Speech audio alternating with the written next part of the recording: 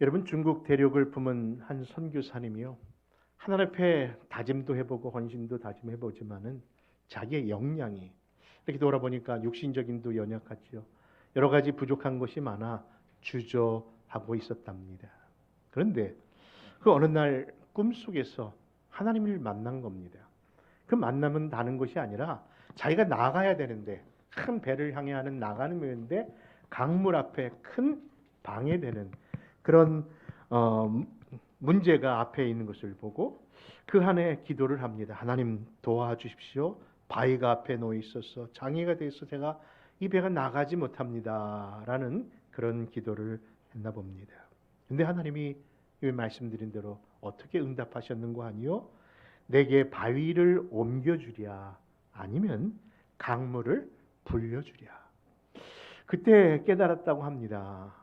그렇죠? 내 인생에 방해되는 그런 것 안에 나갈 때에 바위가 없어지는 것도 방법이지만은, 그렇죠? 물이 더 차올라서 배가 나는 것도 방법이구나. 생각해 보니까 우리의 삶 속에 어려움은 또 올 수 있습니다. 그렇죠? 또 다른 방해도 어려움도 나타납니다. 그런데 그 물이 넘쳐 오르면은 얼마든지 나아갈 수 있다는 것을 깨달은 겁니다.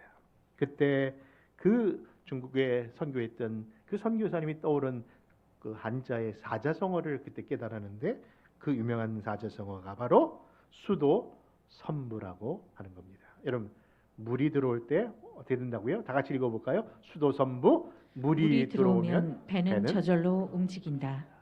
그렇습니다. 여러분, 우리 앞에 커다란 장애가 있을 수 있습니다. 그럴 때는 우리 정말 나가지 못합니다. 그 장애가 어떤 것일까요? 어떤 사람에게는 질병일 수 있습니다. 어떤 사람에게는 재정적인 어려움일 수도 있습니다. 또 어떤 분에게는 인과 관계의 문제가 장애가 될 수 있습니다.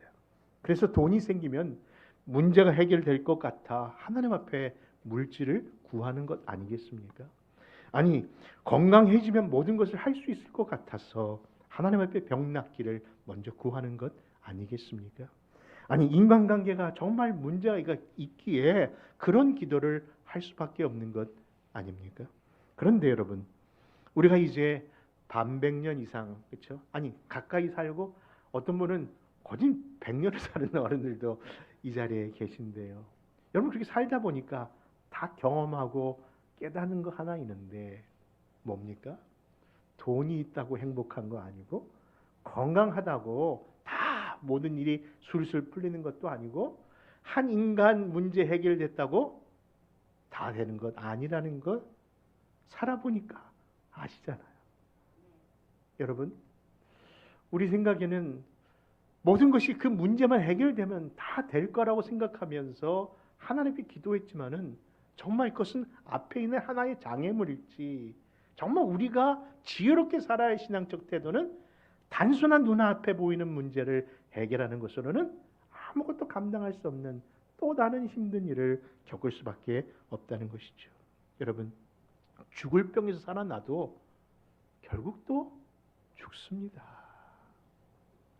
여러분, 나이에는 장사가 없다고요. 저도 좀 나이 감히 어른들 앞에서 나이 얘기를 못 하겠네요. 아파 보니까 진짜 아픈 게 제일 서럽더라고요.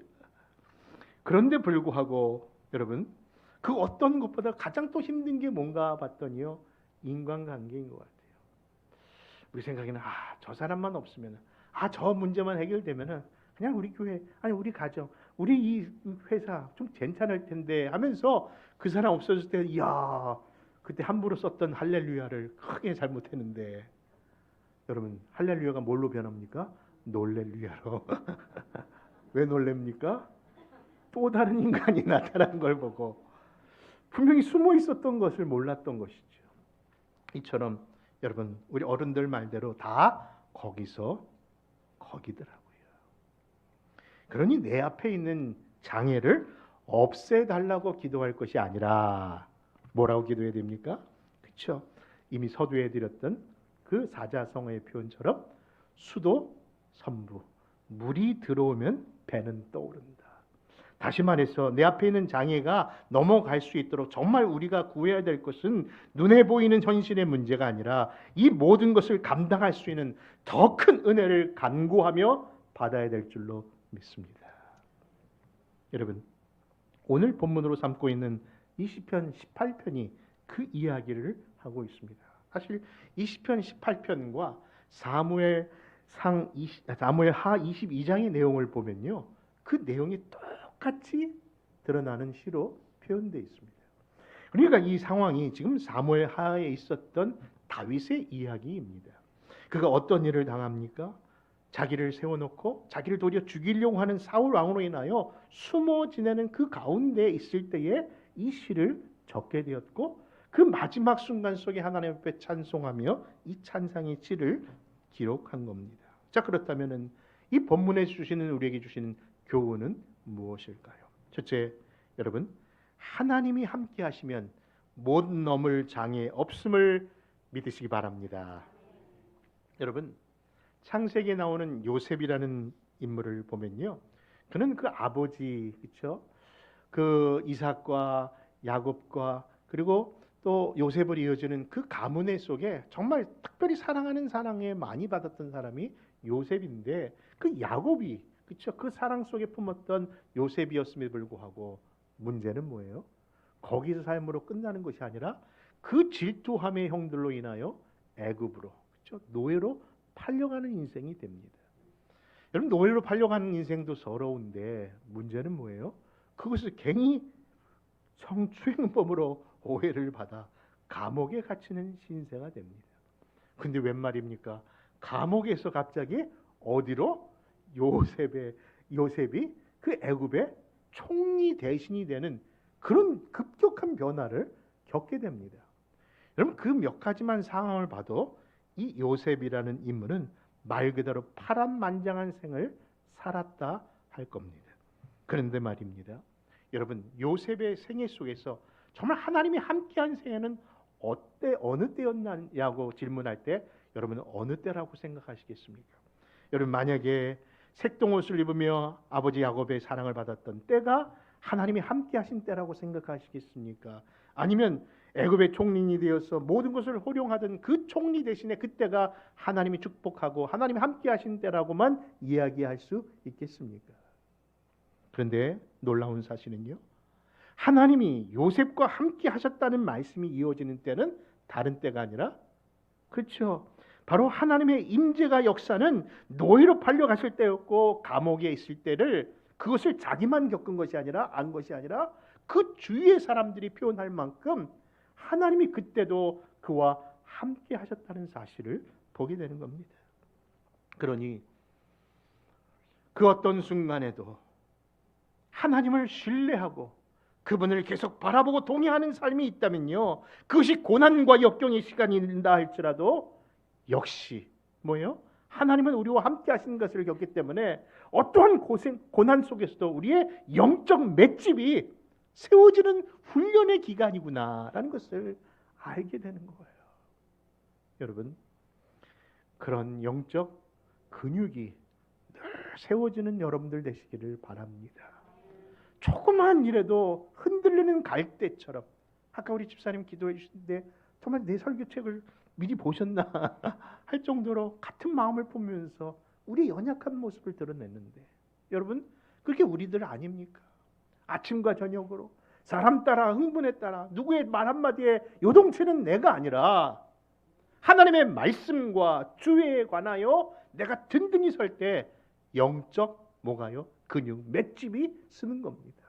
하나님은 늘 우리와 함께 하시기 때문에 우리는 변할 수 없고 그것에 인하여 우리는 주저앉을 수 없는 겁니다. 그러므로 다윗처럼 뭐예요? 힘든 역경과 어려움 속에서도 주님을 바라보다가 결국 그가 20편 18편에 가장 놀라운 신앙적 근거를 한 구절 속에서 쏟아부어냅니다. 여러분, 그것이 무엇인지 우리 한번 10편 18편 29절을 한번 같이 찾아 읽었으면 좋겠습니다. 10편 18편 29절입니다. 같이 읽습니다. 시작. 내가 주를 의뢰하고 적군을 향해 달리며 내 하나님을 의지하고 담을 뛰어넘나이다. 아멘. 여러분, 목회자들을 위한 목회자라고 불려질 만큼 유명한 목사님이 유진 피터슨 목사님이 계신데요. 그분이 책 현실의 뿌리 박힌 영성이라는 책에서 다윗에 관하여 이런 문구를 하나 적었습니다. 자신이 만약에 다윗 묘비에 그 문장을 하나 쓸 수 있는 기회가 있다면 나는 다윗은 한마디 말해서 이런 사람이었다라고 이야기하겠다는 겁니다. 그 문구는 다른 것이 아니라 바로 leap over a wall라고 해서 다윗 그는 담을 잘 넘는 자였다는 거예요. 여러분 그렇습니다. 다윗의 생애를 보면요, 정말 그는 감당할 수 없는 수많은 장애들 앞에 그 높은 담을 잘 뛰어넘은 사람이라고 표현할 수 있는 겁니다. 여러분, 그는 이 모든 생애 속에서 그렇게 할 수 있었던 것이 무엇이었을까요? 여러분 생각해 보십시오. 다윗은요, 블레셋의 거장 골리앗 앞에 있을 때 무엇으로? 나는 만군의 여호와의 이름으로 너 앞에 나간다 하면서 그 거장 골리앗을 뛰어넘었던 사람이 아닙니까? 여러분, 가장 천민이었던 목동의 신분에서 가장 높은 왕의 자리까지 여러분 신분의 장애를 뛰어넘은 사람이 바로 다윗입니다. 여러분, 그를 시기하고 질투하며 모함하는 정말 가장 가까워야 할 가족이, 그렇죠? 어려움까지 주는 인간관계까지 받아야 되는 그런 인생이었는데 그런 장애 역시도 사랑으로, 그렇죠? 자기를 죽이려고 했던 사울을 향하여 2번이나 죽일 수 있는 기회가 있음에도 불구하고 하나님의 사랑으로 하나님의 부르심받은 종이라는 것을 깨달으면서 그것을 내려놓고 그것을 품었던 다윗이 바로 그런 인간관계도 잘 뛰어넘은 사람이라는 것을 보여주고 있는 겁니다. 여러분, 그것을 마치 증명하듯이요, 방금 읽었던 시편 18편 29절을 다른 번역서에 보니까요, 특별히 공동 번역서에 보니까 이 말씀을 이렇게 표현하고 있네요. 우리 한번 아까 읽은 말씀입니다만은 공동 번역을 통해서 한번 그 말씀을 한번 읽어보겠습니다. 여러분 시작. 하나님께서 도와주시면 어떤 담이라도 뛰어넘을 수 있고 나의 하나님께서 힘이 되어 주시면 못 넘을 담이 없습니다. 여러분 아멘입니까? 하나님이 함께 하시면요, 못 넘을 담이 없다는 겁니다.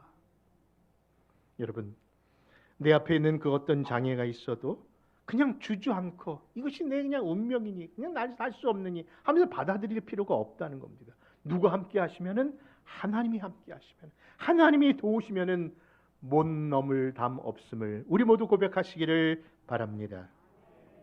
다윗처럼 하나님이 힘이 되어 결국 그의 모든 일들에 함께 하셨기 때문에 그가 이렇게 찬양하고 있는 건 아닙니까? 그렇다면 다윗이 그의 앞에 있는 모든 장애들을 마치 장대 높이 선수처럼 뛰어넘을 수 있었던 그 힘의 능력의 근거는 무엇이었을까요? 여러분, 그가 왕이기 때문에 지위를 통해서 했을까요? 아니, 그가 그쵸, 전쟁의 용사였기 때문에 용기 있어서 그렇게 그것을 담대함으로 했을까요? 여러분, 결코 아닌 줄 압니다. 그것을 시편 18편 1절에서 그의 힘의 근거가 다른 것이 아님을 이렇게 고백합니다. 같이 읽습니다. 시편 18편 1절입니다. 시작. 나의 힘이 하나님 되신 여호와여, 여호와여 내가 주를 사랑하나이다. 아멘. 사랑하는 성도 여러분, 하나님 사랑 안에서 모든 두려움을 내어 쫓는다는 사실을 믿으십시오. 여러분, 온전한 사랑이 두려움을 내어 쫓는다고 말씀하지 않습니까? 바로 하나님의 사랑을 알고 하나님의 사랑을 받았기 때문에 그 사랑 안에서 내가 내 주님을 의지하고 주님 앞에 힘을 받았다라고 고백하는 겁니다.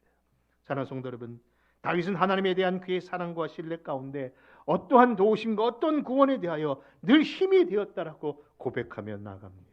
그래서 다윗은 사울 왕이 횡포 속에서도 이리저리 옮겨다니는 그런 고된 삶을 통해서도 그가 바라보는 것들이 다 불평과 불만의 모습이 아니라, 그런 안타까움 속에서 좌절하고 실망하는 것이 아니라 그 모든 것을 보며 도리어 찬송으로 바꿔버리는 놀라운 비법을 그것을 갖고 있었다는 겁니다. 여러분 보십시오. 그가 보여주는 반석, 그가 보여주는 요새, 그가 보이는 바위, 뿔, 산성, 이 모든 것이 나를 향한 하나님의 보호하심과 인도하심으로 다 표현하면서 그 모든 것을 시로 표현하고 있어요.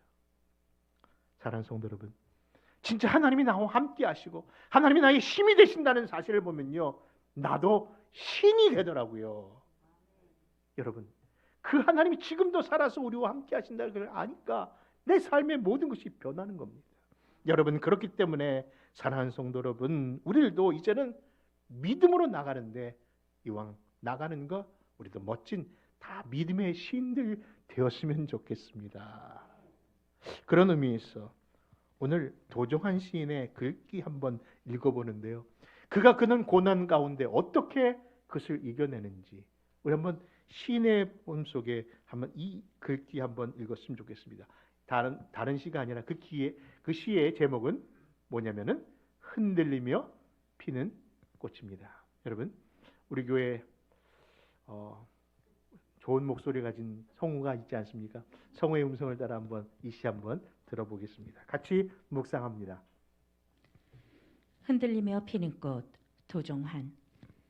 흔들리지 않고 피는 꽃이 어디 있으랴. 이 세상 그 어떤 아름다운 꽃들도 다 흔들리며 피었나니, 흔들리면서 줄기를 곧게 세웠나니, 흔들리지 않고 사는 사랑이 어디 있으랴. 젖지 않고 피는 꽃이 어디 있으랴. 이 세상 그 어떤 빛나는 꽃들도 다 젖으며 피었나니, 바람과 비에 젖으며 꽃잎 따뜻하게 피었나니, 젖지 않고 가는 삶이 어디 있으랴. 여러분, 우리 안에 고통과 염려, 오해와 안타까움은 이 세상에 사는 누구에나 갖는 분명한 삶의 현실입니다. 그러나 그 모든 것이 나를 단련하고 훈련하시고자 하시는 하나님의 뜻으로 받는다면요, 언젠가는 꽃으로, 열매로 우리가 성장할 줄 믿는 겁니다. 그러므로 사랑하는 성도 여러분, 고난 가운데 우리 옆에 계신 힘이 되신 여호와를 끝까지 신뢰하십시다. 두 번째, 인생의 장애를 넘을 수 있는 근거는요, 하나님이 누구의 하나님? 나의 하나님인 줄 믿으시면 아멘 하시기 바랍니다. 여러분, 다윗은요, 하나님이 자신에게 어떤 분인가를 뭐라고 고백한다고요? 나의 하나님이라고 고백하고 있는 거예요. 그래서 그 주어를 항상 나로 쓰고 있음을 즐겨합니다. 그것이 본문 2절과 3절이 아닙니까? 같이 2절과 3절 읽습니다. 시작. 여호와는 나의 반석이시오, 나의 요새시오, 나를 건지시는 이시오, 나의 하나님이시오, 내가 그 안에 피할 나의 바위시오, 나의 방패시오, 나의 구원의 뿌리시오, 나의 찬송이시로다. 내가 찬송받으실 여호와께 아뢰이니 내 원수들에게서 구원을 얻으리로다. 아멘. 그렇습니다. 하나님은 누구의 하나님? 아멘. 사실 다윗보다 선대 왕이었던 사울은요, 인물로 보나 배경으로 보나 환경으로 보나 세상 기준에서도 정말 다윗보다는 사울이 나은 사람입니다. 그런데 하나님은 두 사람들 중에서 뭐예요?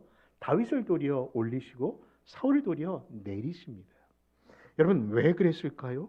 그것은 바로 그 사울이 고백했던 하나님이 자신의 하나님으로 고백하지 못하고 있기 때문에 그래요. 여러분, 하나님이 자신의 하나님이 아니면은 하나님의 자리, 하나님이 원하시는 자리에서도 얼마든지 내칠 수 있다는 사실, 무서운 이야기 아닙니까?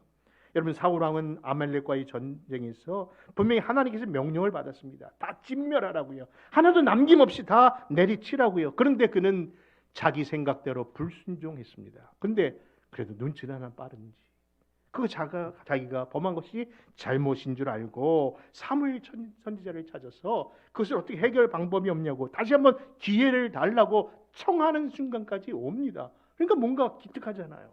그런데 문제는 뭐예요? 그런 간청 속에 그 하나님을 무슨 하나님이라 불렀다고요? 자신의 하나님이 아니었던 거예요. 여러분, 그것이 사무엘상 15장 26절과 30절인데 우리 한번 26절 30절을 한번 같이 찾아 읽습니다. 시작. 사무엘이 사울에게 이르되 나는 왕과 함께 돌아가지 아니하리니 이는 왕이 여호와의 말씀을 버렸으므로 여호와께서 왕을 버려 이스라엘 왕이 되지 못하게 하셨음이니이다 하고 30절입니다. 사울이 이르되 내가 범죄하였을지라도 이제 청하옵나니 내 백성의 장로들 앞과 이스라엘 앞에서 나를 높이사 나와 함께 돌아가서 내가 당신의 하나님 여호와께 경배하게 하소서 하더라. 여러분, 이게 얼마나 안타까운 사실인지 아십니까? 나의 하나님이 되어야 합니다. 여러분, 저마다 하나님이 하나님 되신다고 얘기하고 창조주여 구원자라고 말은 하는데 나의 하나님이 아닌 분들이 너무 많은 겁니다. 그러면서 왜 하나님은 안 도와주시냐고 하는데 하나님이 여러분 도와주고 싶어도 도와줄 수 없는 그 상태가 바로 남의 하나님이기 때문에 그래요. 여러분, 우리는 우리의 입술을 통해서 그 하나님, 나의 하나님으로 불려지는 귀한 종들 되시기를 정말 부탁드립니다. 여러분, 이것이 나의 간증이요, 이것이 나의 찬송일세. 나 사는 동안 끊임없이 주님을 찬송하는 것은 하나님의 은혜를 알고 하나님이 누구신지를 알고 하나님의 앞으로 어떤 계획과 어떤 하나님의 약속이 있는 것을 아는 사람들이 늘 입에서 나타나야 할 참된 고백이 아닐까요?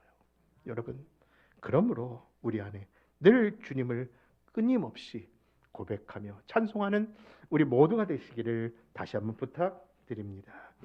세 번째, 역시 부르짖는 기도만이 결국 이 난관을 이겨낼 수 있음을 이야기합니다. 6절 말씀 같이 읽습니다. 시작. 내가 환난에서 여호와께 아뢰며 나의 하나님께 부르짖었더니 저가 그 전에서 내 소리를 들으시며 그 앞에서 나의 부르짐이 그 귀에 들렸도다. 여러분, 다윗의 기도를 보면요, 늘 그 기도 속에 특별한 점이 하나 있습니다. 그것이 뭐냐면요, 그는 막연한 기도 안 하고요, 그렇게 대충 하나님께 기도하지 않고 반드시 확신에 찬 기도를 하는데 마치 그 기도가 응답된 것처럼 기도합니다. 여러분, 모든 환난에서 하나님이 이미 건져주셨다라고 얘기하는 거예요. 아직도 어려움이 있는데 하나님이 기도하는 거예요. 저는 어떤 분이 식사 전에 기도하는 거 보고 다 우리 다 기도하지 않습니까? 그렇죠? 감사 기도를 하는데 아주 하나님 주신 음식 감사합니다 하는데 또 식사가 끝난 다음에도 또 기도를 하는 거예요. 하나님 잘 먹어주신 거 감사합니다. 저는 그분이 내 앞에서 그런 건지 아닌지 모르겠으나 정말 놀라운 것은요, 정말 처음과 끝 늘 하나님께 감사하는 모습을 보고 이분 정말 하나님이 책임져 주시겠구나 생각을 하면 했던 기억이 납니다. 여러분, 하나님은요, 내일의 하나님도 아니고 그리고 과거의 하나님이 아니라 오늘 하나님이어야 합니다. 그렇기 때문에 늘 감사와 하나님께 대한 신앙적 고백은 늘 있어야 한다는 것이죠. 그것이 바로 이 다윗이 그의 기도 속에 하나님은 이미 나에게 응답하신 것을 믿고 현재에 감사하고 있다는 거예요. 여러분, 그래서 표준 세 번역서나 다른 번역서에서도요, 수많은 원수들로부터 나를 구원하실 것을 확신합니다라고 그의 기도는 늘 이처럼 확신에 찬 기도였음을 보여주고 있는 겁니다. 그러므로 사랑하는 성도 여러분, 다윗의 기도처럼 우리도 기도는 하는데 어떤 기도? 막연한 기도가 아니라 확신에 차고 믿음에 확신한 그런 충만한 성도들이 되시기를 바랍니다. 말씀을 정리합니다. 여러분, 서두에 드린 사자성어 이제 기억나십니까? 뭐라고요? 수도 선부. 그렇죠? 물이 들어오면 배는 뜨게 되어 있다. 여러분, 우리 안에 놓인 모든 장애를 없애달라고 하는 1차적인 기도의 자리에서 이제는 성숙한 자리로 나가기를 원하신다면요, 더 큰 은혜를 사모하는 저와 여러분 되기를 바랍니다.